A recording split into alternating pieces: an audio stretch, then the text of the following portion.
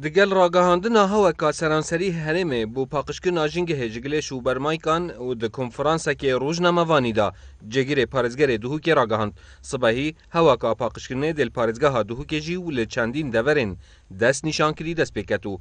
205 xwebexşan û fermanber û rexîrawên civakê medenî û awareyên kempan dê beşdariyê di vê hewê dakin û cegirê parêzgerê Duhokê jî daxuya kirin ku pêtiviya rewşanbîriya paqijkirina jingehê li def welatiyan peyda bibît. Ber roja jîngeha cîhanî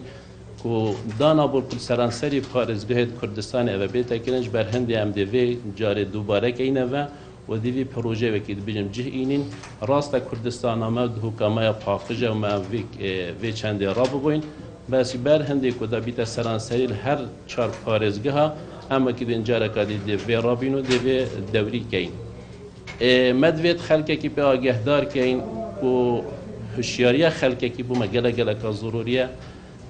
حسا خلقه کی بو وی چنده بو مگله گله کا ضروریه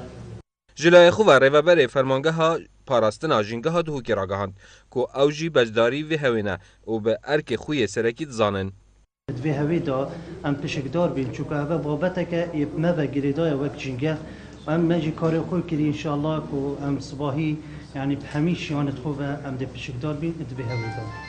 Derbareyê siza wan kesan yên gilêş û bermaykan di havijina cihên giştî rêveberê bajirvaniyên Duhokê ragihand ku çendîn kes hatine sizadan û rênmayên nî derbareyê vî babetî dê derkevin. Sevaret wergirtina siza dibêtin yasa hebîtin an jî rênima nîzamekî ji Encûmenî Wezîran derkevîtin me ya daxwaz kirî ji Encûmenî Wezîran pirêka Wezareta Bajêrvanî û Geştûgirî belê veca heta zivrî te ve bi şêweyekê nîzamî zivrî te ve bûme em dê dest vî karî bes wekê dî bû nimûne em wek bajêrvanî eger bibînin ber derê dukana an cihê bazirganî wextê xelk ciha pîsketin em agehdar kên gele cara hinde dukan jî tatîne girtin sebebê serwan serpêçiya êkî ji wan serpêçiya jî ev bûye siza dê pare bîtin taban an dayê xistina cihê karî. Li goreyê rênma û pîverên cîhanî welatên jîngeha wan berdewamiya paqij bîtin. Ew welat bi welatekê şaristanî û pêşkeftî dihêne nasîn û xudan jîngeheka paqij û saxlemin.